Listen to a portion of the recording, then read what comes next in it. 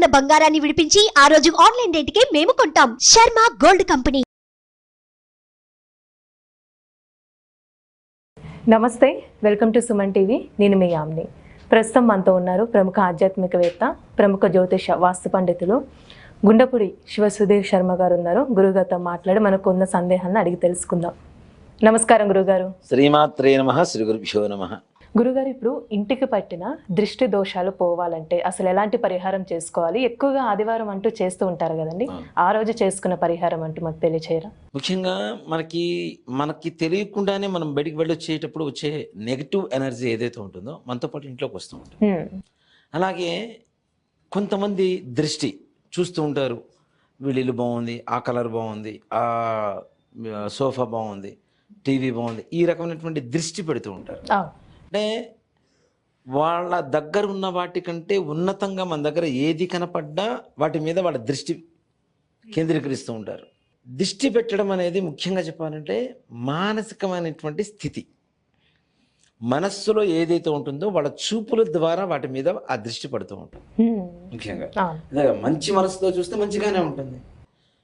అరే మనకు లేదు, వీళ్ళకుంది మనకి లేదే, ఈ రకమైనటువంటి ఒక రకమైన బాధతో, అసూయతో, జలసితో చూస్తుంటారు కదా. ఇట్లాంటి వాళ్ళ వల్ల ఎక్కువగా దృష్టి కలుగుతూ ఉంటుంది. చూడండి, మంచి షర్ట్ వేసుకొని బయటికి వెళ్ళినా ఎవరైనా చూడకూడని వాళ్ళు, చూడలేని వాళ్ళు, చూడకూడని వాళ్ళు కూడా కాదు, చూడలేని వాళ్ళు అంటే అరే వీడు మంచి షర్ట్ వేసుకున్నాడు రా, బా మనకు లేదు అసలు, ఇట్లాంటిది ఎప్పుడు కొంటామో కానీ వీడికి మనం కొనకపోయినా పర్లేదు కానీ వీడికి మాత్రం ఉండకూడదు అనుకునే దృష్టితో ఉండేవాళ్ళు చూస్తే ఒక with in 1 hour 2 hours guarantee దానికి చినుగుడు పడిపోవటమో, కింద పడిపోయి మట్టి రాసుకుపోవటమో, వాడు బండి మీద నుంచి కింద పడిపోవటమో ఏదో తప్పనిసరిగా జరుగుతూనే ఉంటాయి. అంటే నరుడి దృష్టికి ననరాయన పగిలిపోతుంది, సామెత. ఇంకా అంత దృష్టి ఉంటుంది. ఇలాంటి నరఘోష లేకుండా ఉండాలి అంటే ముఖ్యంగా మనం ప్రతి గృహప్రవేశానికి కూడా బూడిద గుమ్మడికాయ కడుతూ ఉంటాం. అవును, ఈ బూడిద గుమ్మడికాయ కూడా కొన్ని రోజులకి వాటర్ కారిపోయి మొత్తం కుళ్ళిపోతూ ఉంటుంది. అంటే ఆ ఇంటికి అంత ఘోష ఉంది, ఎండిపోతుంది. కొంతమందికి కుళ్ళిపోయి పచ్చిగా ఉన్నప్పుడే మొత్తం ఆ లోపల ఉండేటువంటి రసమంతా కూడా బయటికి కారిపోయి మొత్తం కుళ్ళిపోతుంది. చివరికి ఇంతదైపోతుంది ఆ గుమ్మడికాయ కూడా. ఇంత గుమ్మడికాయ కూడా సన్నగా చిక్కి శల్యం అయిపోతుంటుంది. ఎంత కూడా దృష్టి దోషాలే. మరి గుమ్మడికాయ మారుస్తున్నాం, దృష్టి పోవటం లేదు, ఏం చేసినా దృష్టి పోవటం లేదు అనుకునేటువంటి వాళ్ళకి ముఖ్యంగా పట్టిక అని చెప్పి బయటకు అమ్ముతుంటారు. మనకి తెల్లగా ఉంటుంది కదా, ఈ తెల్లగా ఉండేటువంటి పట్టికని తీసుకొచ్చి దాని చుట్టూ పసుపు పూసి బొట్లు పెట్టడం. మంగళవారం రోజున కానీ, ఆదివారం రోజున కానీ, లేదా అమావాస్య రోజున కానీ ముఖ్యంగా దీన్ని ఏం చేస్తారు అంటే మొత్తం పసుపు పూసేసి బొట్లు పెట్టేసి జుట్టు తాడు అని చెప్పి మన జుట్టుతో తయారు చేసినటువంటి తాడు అమ్ముతారు బయట. పూర్వకాలంలో కాళ్ళ కట్టుకునేవాడు చాలా మంది కూడా, లావుగా ఉండేది. ఇప్పుడు ఫ్యాషన్ వచ్చేసి ఏదో నల్ల దారం కట్టుకుంటున్నారు చాలా మంది. కానీ పూర్వకాలంలో ఇంతలా దారం, దాన్ని కూడా మళ్ళీ 2-3 పేటలుగా పేనేసి చిన్నపిల్లలు కూడా కట్టేవాడు. అంటే దృష్టి దోషాలు మొత్తం కూడా దాంతో పోతాయి. ఈ జుట్టు తాడు ఒకటి నల్లగా ఉంటుంది, దాన్ని ఒక 2 మీటర్లు తీసుకొని వచ్చి ఈ పట్టికని ఆ మొత్తం దారంతో ఏదైతే ఈ జుట్టు తాడు ఉంటుందో దాంట్లో కట్టేసి ఒక రోజు మంగళవారం రాత్రి లేదా ఆదివారం రాత్రి లేదా అమావాస్య రాత్రి దేవాలయంలో ఉంచేట్టుగా చూడండి. ఆ పట్టికని అది ఆంజనేయ స్వామి దేవాలయం కావచ్చు, భద్రకాళి అమ్మవారి దేవాలయం కావచ్చు, ఇట్లాంటి ఏదైనా శక్తి దేవతలు, గ్రామ దేవతలు కావచ్చు, ఇలాంటి దేవత ఆలయంలో గర్భాలయంలో పూజారికి ఇస్తే లోపల పెట్టేస్తారు తప్పనిసరిగా. అలా ఉండేట్టుగా ఒక రాత్రి మొత్తం అక్కడ ఉంచండి. మరుసటి రోజు పొద్దునే తీసుకొచ్చి కట్టండి. నీరు కారదు, చెడిపోదు, కరిగిపోదు, ఉండేటువంటి దృష్టిని మొత్తాన్ని తీసుకుంటుంది. ఏమాత్రం కూడా లోపలికి రానివ్వకుండా చేస్తుంది. అంతేకాకుండా దాని నుంచి వచ్చేటువంటి గాలి ఏదైతే ఉంటుందో మన శరీరంలో ఉండేటువంటి అనారోగ్య స్థితిని కూడా దూరం చేస్తూ ఉంటుంది. ఇది సైంటిఫిక్ రీజన్. ఓ మాట చెప్పాలి, ఆ పట్టిక పైన కడతాం కదా, లోపలికి వెళ్ళేటప్పుడు దాని కింద నుంచి వెళ్తూ ఉంటాం మనం, గాలి వీస్తూ ఉంటుంది, ఓపెన్లో ఉంటుంది కాబట్టి ఆ గాలి మనం లోపలికి వస్తూ ఉంటుంది, మనం పీల్చుకుంటూ ఉంటాం కదా. దాని ద్వారా మనలో ఉండేటువంటి కొన్ని రకాల రోగాలన్నీ కూడా సమసిపోయి ఆరోగ్యవంతులుగా కూడా తయారవుతారు తప్పనిసరిగా ఆ పట్టిక వల్ల. అంటే ఇప్పుడు మనం తెచ్చేటప్పుడు కూడా మరి దాంట్లో మరి పిసినారు తనని చూపిస్తే మనం ఏం చెప్పలేం, కానీ కనీసం ఒక 1/2 kg ఇంత గడ్డ వస్తుంది 1/2 kg అంటే అవకాశం ఉంటే ఇంకా కేజీ అయినా సరే తీసుకొచ్చి పెట్టి అది పెట్టడం ద్వారా సమస్త నరఘోషలు వెళ్ళిపోతాయి. నెగిటివ్ మైండ్తో మీ ఇంట్లోకి లోపలికి వచ్చేటువంటి వాళ్ళకు కూడా అంటే చెప్తా కదా, రోగాలు పోతాయి, మానసికమైనటువంటి అస్థిమితలు పోతాయి, మానసికమైనటువంటి రుగ్మతలు పోయి మనసు ప్రశాంతంగా ఉంచేటువంటి అవకాశం కూడా దాని ద్వారా వచ్చేటువంటి గాలి ద్వారా వస్తూ ఉంటుంది. కొంతమంది షాపులో కూడా పెట్టుకుంటారు కదా, పెడుతూ ఉంటారు. కొంతమంది ఏం చేస్తుంటారంటే షాపులో పెద్దది తీసుకొచ్చి ముందే పెడుతూ ఉంటారు.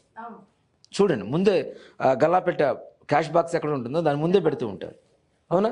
అంటే ఇది ఇప్పటిది కూడా కాదు, పూర్వకాలంలోది.